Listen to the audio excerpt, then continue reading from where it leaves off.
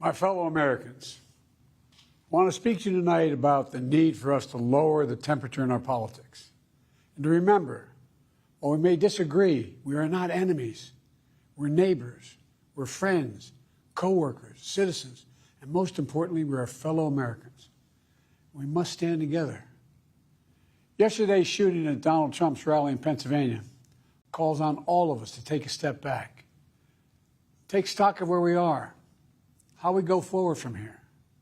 Thankfully, former Trump is not seriously injured. I spoke with him last night. I'm grateful. He's doing well, and Jill and I keep him and his family in our prayers. We also extend our deepest condolences to the family of the victims who was killed. Corey was a husband, a father, a volunteer firefighter, a hero, sheltering his family from those bullets. We should all hold his family and all those injured in our prayers. Earlier today, I spoke about an ongoing investigation. We do not know the motive of the shooter yet. We don't know his opinions or affiliations. We don't know whether he had help or support or if he communicated with anyone else. Law enforcement professionals, as I speak, are investigating those questions. Tonight, I want to speak to what we do know. A former president was shot, an American citizen killed, while simply exercising his freedom to support the candidate of his choosing. We cannot, we must not go down this road in America. We've traveled before throughout our history.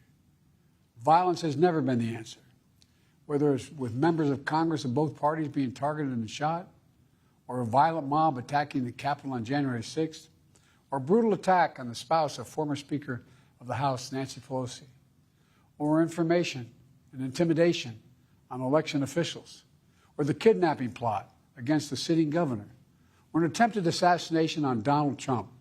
There is no place in America for this kind of violence, or for any violence ever. Period. No exceptions. We can't allow this violence to be normalized. You know, the political record in this country has gotten very heated.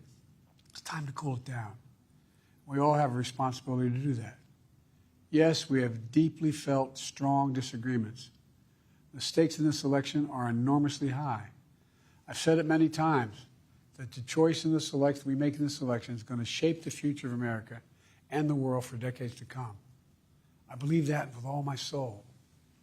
I know that millions of my fellow Americans believe it as well. And some have a different view as to the direction our country should take. Disagreement is inevitable in American democracy. It's part of human nature.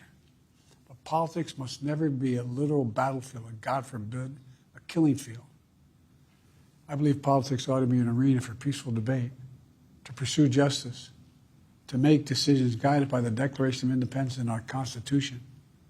We stand for an America, not of extremism and fury, but of decency and grace.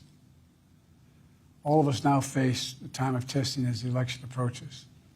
And the higher the stakes, the more fervent the passions become. This places an added burden on each of us to ensure that no matter how strong our convictions, we must never descend into violence. The Republican convention will start tomorrow. I have no doubt they'll criticize my record and offer their own vision for this country. I'll be traveling this week making the case for our record and the vision, my vision of the country, our vision. I'll continue to speak out strongly for our democracy, stand up for our Constitution and the rule of law, to call for action at the ballot box, no violence on our streets.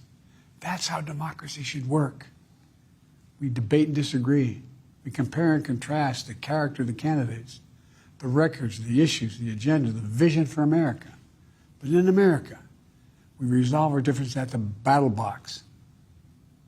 You know, that's how we do it, at the battle box, not with bullets. The power to change America should always rest in the hands of the people, not in the hands of a would-be assassin. You know, the path forward through competing visions of the campaign should always be resolved peacefully, not through acts of violence. You know, we're blessed to live in the greatest country on earth, and I believe that with every soul, every power of my being. So tonight, I'm asking every American to recommit, to think about it. What's made America so special? Here in America, everyone must be treated with dignity and respect, and hate must have no safe harbor. Here in America, We need to get out of our silos, where we only listen to those with whom we agree, where misinformation is rampant, where foreign actors fan the flames of our division to shape the outcomes consistent with their interests, not ours. Let's remember, here in America, while unity is the most elusive of goals right now, nothing is more important for us now than standing together. We can do this. You know, from the beginning, our founders understood the power of passion. So they created a democracy that gave reason and balance a chance to prevail over brute force. That's the American we must be. An American democracy where arguments are made in good faith. An American democracy where the rule of law is respected. An American democracy where decency, dignity, fair play aren't just quaint notions, but living, breathing realities. We owe that to those who come before us, to those who gave their lives for this country. We owe that to ourselves. We owe it to our children and our grandchildren. Look, let's never lose sight of who we are. Let's remember we are the United States of America. There is nothing beyond our capacity when we do it together.